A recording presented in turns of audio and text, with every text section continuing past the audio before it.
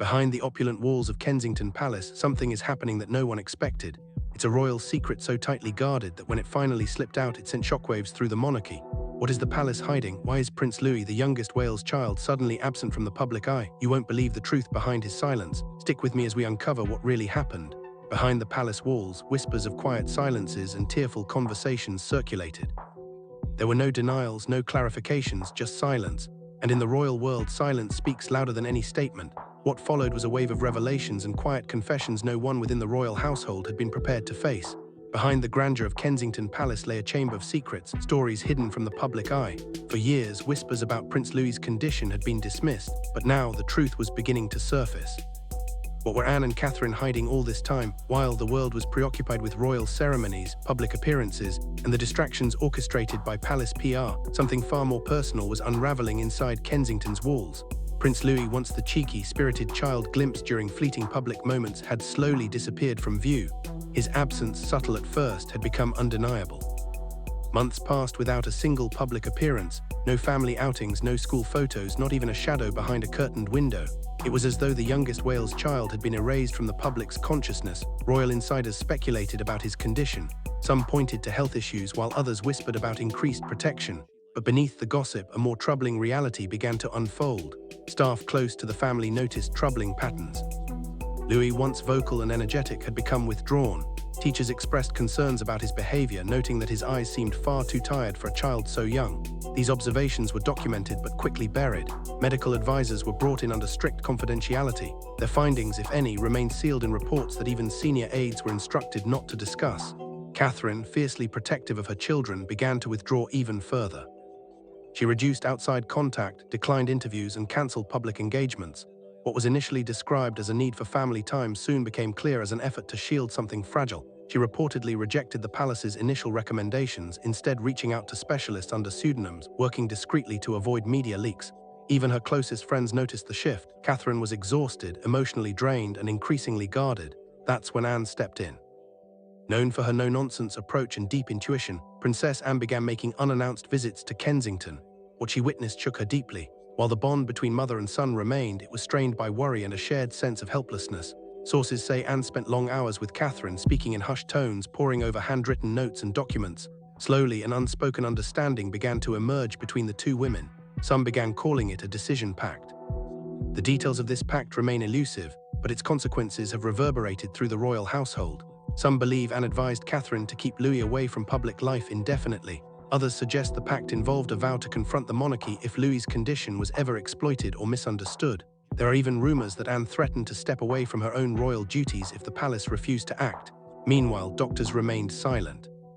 Not one official statement has been issued regarding Louis's condition, and requests for comment have been met with cold silence. Whatever is being protected inside Kensington, it is powerful enough to override royal protocol. As the emotional toll grew heavier, the pressure mounted. Questions once whispered began to be shouted. But while the palace guarded its secrets, the emotional cost of silence became unbearable for the women involved. It wasn't just maternal instinct, it was desperation. Princess Anne, unable to carry the weight of silence any longer, made a midnight plea to her brother, King Charles. Her hands were shaking as she spoke, urgently warning, "We're losing him." What drove Anne to break royal protocol and speak with such urgency? For decades, she had been the monarchy's unshakable pillar, composed, reserved, and often dismissed as aloof. But in the quiet darkness of Clarence House, Anne was neither composed nor distant. She was alarmed. After weeks of tense silences and whispered exchanges with Catherine, something inside Anne had shifted.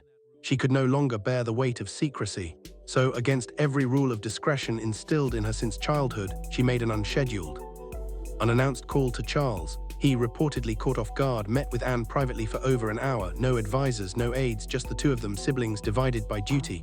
What Anne said in that room remains unofficial, but those closest to the king describe his expression afterward as haunted. Anne opened the conversation with a chilling sentence, "He's slipping through the cracks and no one sees it." She didn't speak in hypotheticals, she gave concrete examples. Louis's withdrawn behavior, his emotional instability, and the growing detachment no one dared to name. Anne revealed her fear that despite being surrounded by the best the monarchy could offer, Prince Louis was being failed from within. The blame, Anne made clear, didn't lie solely with staff or specialists. It rested on the crown that Charles wore. But Charles didn't react as Anne had hoped. While he listened, his focus repeatedly shifted to optics, how this would affect the public perception of the Wales family.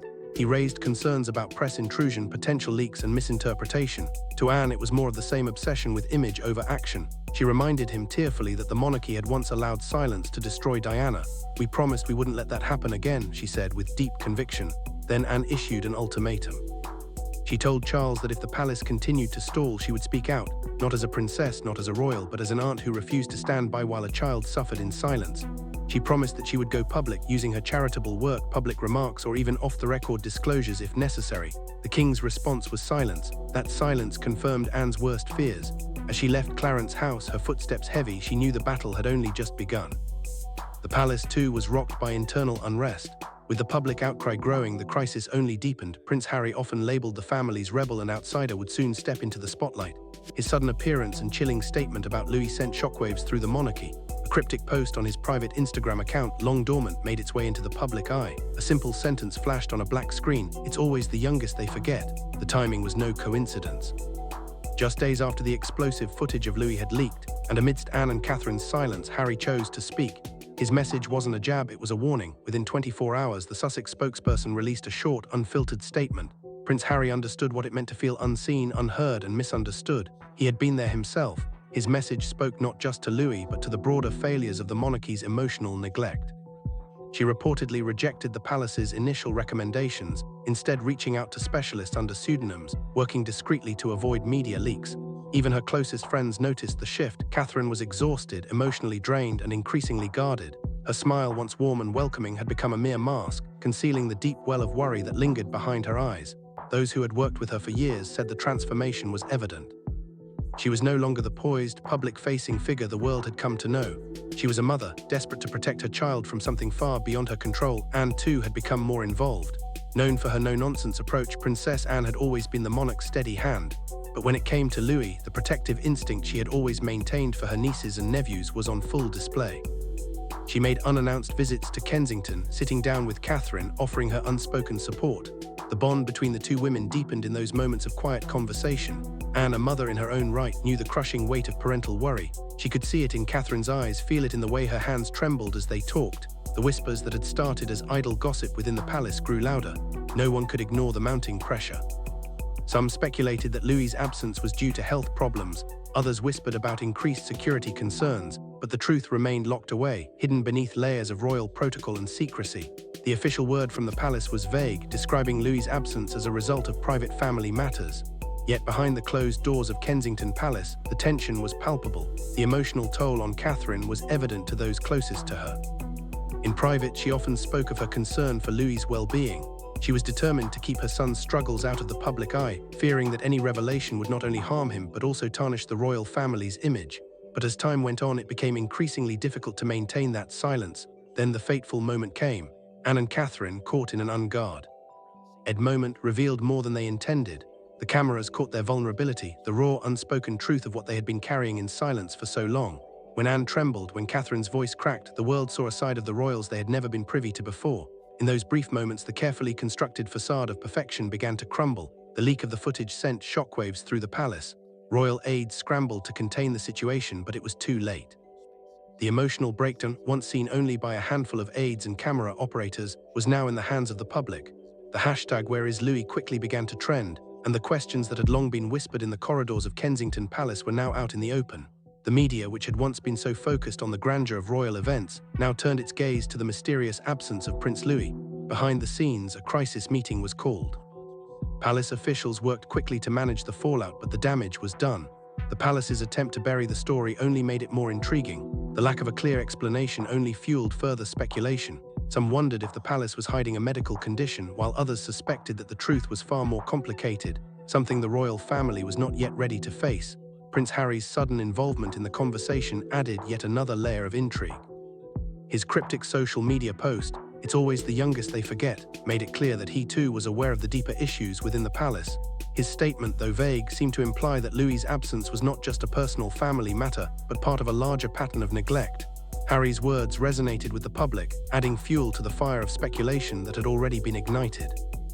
As the palace scrambled to contain the fallout, it became increasingly clear that Louis's story was far from over. Whatever had been hidden behind the walls of Kensington Palace would soon come to light, and the royal family, known for its poise and control, would have to face the consequences of its silence. King Charles listened intently, his usual calm demeanor giving way to concern as Anne spoke. The weight of her words was clear. This was not just a family matter. It was a crisis, one that threatened the very fabric of the royal family's public image. Anne's plea carried with it a desperation that was almost foreign to the palace. For years, Anne had been the rock, the no-nonsense royal who rarely showed vulnerability. But now, in the face of Louis's condition, that facade cracked. She was not just a sister, but a mother, deeply worried about the well-being of her family. The conversation that followed was hushed, the kind that rarely happens behind the royal walls. Anne's distress was palpable, and her frustration with the palace's refusal to act was evident. She argued that something needed to be done. Transparency was essential, not just for the sake of the monarchy, but for Louis's future. The longer the silence stretched, the more it jeopardized not only Louis's health, but also the royal family's integrity.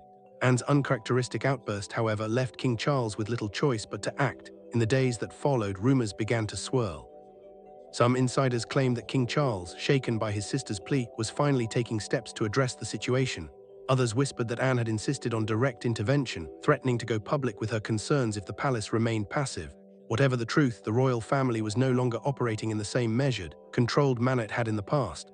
The silence that had enveloped Kensington Palace was cracking, and its consequences were beginning to unfold. Yet despite Anne's intervention, the palace remained tight-lipped. No official statement was made regarding Louis's condition, and the family continued to shield him from the public eye. The secrecy, instead of protecting the young prince, seemed only to deepen the mystery surrounding him. The public, increasingly suspicious, turned their attention to the silence itself. What was being hidden, and why? Meanwhile, the relationship between Catherine and Anne continued to evolve. What had started as quiet conversations turned into more frequent meetings, away from the prying eyes of the press. Anne's presence was a source of comfort for Catherine, who was carrying a burden that no mother should ever have to bear alone. Together, they formed a bond that was both protective and unspoken, a pact to shield Louis from the world until they could find a way to address the storm that was rapidly gathering. However, the emotional toll of keeping Louis's condition under wraps was beginning to take its toll on both women. Anne, once the pillar of the royal family, was no longer the stoic figure the public knew her to be. She was raw, vulnerable, and profoundly affected by the situation. Catherine, too, was visibly worn down, her face showing the signs of sleepless nights and endless worry. The cracks in their composure were beginning to show, and it was only a matter of time before the weight of their silence would force them to make a choice: continue hiding Louis's truth or break the silence and face the consequences of doing so. At the heart of it all was Louis, the young prince whose health and well-being were the true source of the royal family's distress. While the palace worked tirelessly to control the narrative, the question remained: would the truth ever come to light? And if it did, what would it mean for the future of the monarchy? The answers were elusive, but one thing was certain: the royal family would never be the same again. Blindness. Sometimes, the statement read, the weight of family expectations becomes a silent burden, one that children shouldn't have to bear. No one should be left behind, especially not the youngest. The words were deliberately pointed, and the tone was unmistakably personal. To the public, it was as though Harry was not just speaking about Louis, but about his own childhood struggles and the royal system that had failed him too. The ripple effect of Harry's post was immediate. The public, already restless with the growing silence around Louis, now had a face to attach to their anger. Harry, the royal family's prodigal son, had spoken out against the very system that had exiled him. In a moment, he had turned his personal grievances into a sharp critique of the monarchy's failures in dealing with its youngest member. The royal family was no longer in control of the narrative. The press descended with a fury, demanding answers, and once again, the palace was forced into damage control. Behind the scenes, the fallout from Harry's intervention was swift. Despite her frustration, found herself in agreement with Harry's sentiments. Though she had privately warned Charles about the dangers of silence, it was Harry's public stance that had irrevocably changed the conversation. The pressure was mounting, not just from the media, but from within the family itself. Anne's ultimatum, once a solitary plea, now had a growing chorus of support. The monarchy's failure to act, combined with the public's growing empathy for Louis, was forcing the royal family into an uncomfortable corner. Charles, who had initially resisted any form of public acknowledgement, now faced an impossible choice. The once carefully curated image of the royal family was beginning to crack under the weight of public scrutiny. Anne, with her bold words, and Harry, with his unflinching call for action, had made it clear that the monarchy could no longer afford to ignore the truth. The youngest Wales child, once the subject of whispers, had become the epicenter of a royal reckoning. Meanwhile, Catherine, though still deeply protective of Louis, found herself torn between her family's desire to shield him and the mounting pressure to address the situation head-on. Her silence, which had once been a shield, was no longer enough. Every moment she remained quiet added fuel to the fire. She too was being forced into a position she never imagined, to either break the silence and risk exposing Louis's struggles or to continue hiding behind the walls of Kensington Palace and watch as the crisis deepened. The kingdom was on the edge, with tensions between duty and family, secrecy and truth, colliding in ways never before seen in modern monarchy. The road ahead for the royal family was uncertain, but one thing was clear: their silence could no longer protect them. What had started as a quiet, familial matter was now a royal scandal, and it was about to change everything. And then the bombshell: Harry stepped in. His cryptic message was more than just a statement, it was a wake-up call to the monarchy.